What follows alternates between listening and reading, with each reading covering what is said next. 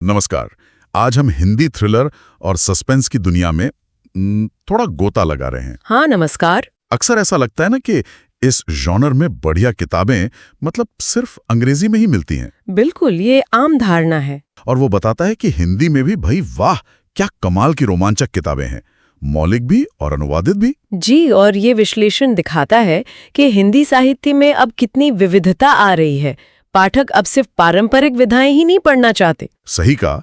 तो आज का हमारा इरादा है इस विश्लेषण से कुछ चुनिंदा किताबें निकालना और उन पर थोड़ी गहराई से बात करना। बिल्कुल, और ये देखना दिलचस्प है कि कैसे थ्रिलर जैसी लोकप्रिय शैली में मौलिक लेखन के साथ साथ अनुवाद भी आ रहे हैं। ये पाठकों को दुनिया भर की कहानियों से जोड़ता है। तो चलिए पहली किताब से शुरू करते हैं। विश्लेषण में जिक्र है श्रीलाल शुक्ल की आदमी का जहर का। हाँ, श्रीलाल शुक्ल, राग दरबारी वाले। वही मतलब राग दरबारी जैसे लेखक से थ्रिलर की उम्मीद कौन करता है? ये अपने आप में चौंकाने वाली बात है ना? बिल्कुल, विश्लेषण भी इसी हैरानी पर जोर देता है। कहानी शुरू होती है एक पति से। वो अपनी पत्नी और उसके साथी को होटल में पकड़ता है और गोली चला देता है साथी पर।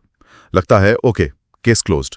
हाँ, लगता तो यही है। पर विश्लेषण कहता है असली खेल तो अब शुरू होता है। पता चलता है कि उस आदमी की मौत गोली से हुई ही नहीं। क्या बात है, यहीं पर शुक्ल जी का कमाल है। मतलब अपराध होने के बाद रहस्य और गहरा हो जाता है। हाँ, कि मौत का असली कारण क्या, हत्यारा कौन, ये पाठक की सारी उम्मीदों को पलट देता है। और स्रोत के अनुसार यही इस उपन्यास की सबसे बड़ी खूबी है। पाठक को सोचने पर मजबूर कर देता है। अगला नाम जाहिर है, हिंदी थ्रिलर की बात हो और इनका जिक्र न हो, सुरेंद्र मोहन पाठक। हाँ, पाठक जी तो मतलब इस जॉनर के पर्याय हैं हिंदी में। बिल्कुल।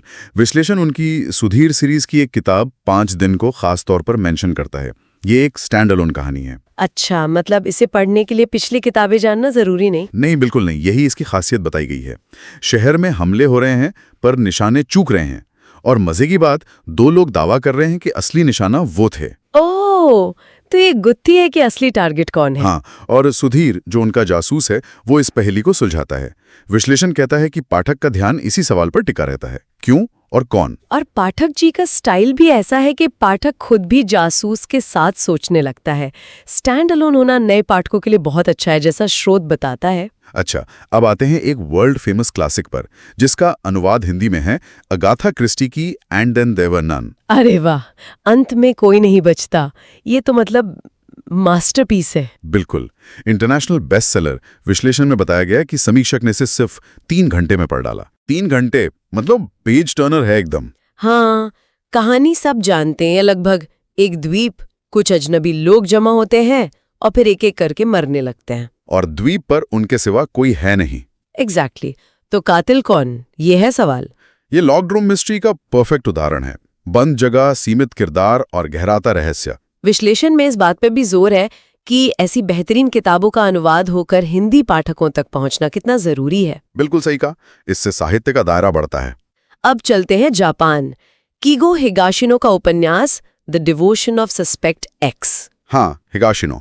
इनका लिखने का अंदाज बहुत अलग होता है। विश्लेषण बताता है कि ये कहानी एक माँ की है जो अपनी बेटी की हिफाजत के लिए किसी भी हद तक जा सकती है। पूर्व पति घर आता है, कुछ गड़बड़ होती है और पुलिस जांच में लग जाती है। और एक पड़ोसी है जो उस महिला की मदद करने आता है। विश्लेषण में यह भी मेंशन्ड है कि इस पर हिंदी फिल्म जाने जा भी बनी है। जी हाँ, बनी है। और देखिए, जापानीज क्राइम फिक्शन अक्सर किरदारों के मनोविज्ञान, उनके रिश्तों की उलझनों पर ज्यादा फोकस करता है। मतलब किसने किया से ज्यादा क्यों किया पर जोर। हाँ बिल्कुल, और उसके परिणाम क्या हुए इंसानी रिश्तों पर। यह चीज इसे पश्चिमी थ्रिलर से थोड़ा अलग करती है, ऐसा स्रोत का मानना है। दिलचस्प है। और ये लिस्ट सिर्फ फिक्शन तक ही सीमित नहीं है, जैसा कि विश्लेषण बताता है। एक नॉन फिक्शन किताब भी है। अच्छा, कौन सी? मोहनलाल भास्कर की मैं पाकिस्तान में भारत का जासूस था। ये सच्ची कहानी है। ये तो बिल्कुल अलग जॉनर हो गया फिर। हाँ, इसमें लेखक ने पाकिस्तान में जासूसी करने के अपने असली अनुभव, वहां की चुनौतियां, खतरे सब बयान किए हैं। ये वाकई बहुत महत्वपूर्ण किताब होगी। विश्लेषण इसे क्यों खास मानता है? क्योंकि ये हमें वो सच्चाई दिखाती है जिसे फिक्शन शायद थोड़ा नाटकीय बना देता है। एक असली जासूस की जिंदगी कैसी होती है, उसके सामने क्या नैतिक दुविधाएं आती हैं। हाँ, ये बात तो है। असलियत का सामना कल्पना से ज्यादा असरदार हो सकता है। पाठक को ये सोचने पर मजबूर करता होगा। तो जैसा कि मेघना वर्मा के विश्लेषण से इन किताबों के जरिए पता चला है, हिंदी में भी थ्रिलर और सस्पेंस पढ़ने वालों के लिए काफ़ी कुछ है। हाँ, मौलिक कहानियां भी हैं, बेहतरीन अनुवाद भी हैं और सच्ची घटनाओं पर आधारित रोमांचक किस्से भी, कमी नहीं है। बिल्कुल, हर तरह का स्वाद मौजूद है। और आखिर में एक बात सोचने के लिए छोड़ते हैं, जो शायद इस विश्लेषण से भी निकलती है, कि ये जो रोमांचक कहानियां हैं, क्या ये सिर्फ रहस्य सुलझाने या वक्त गुजारने का जरिया है?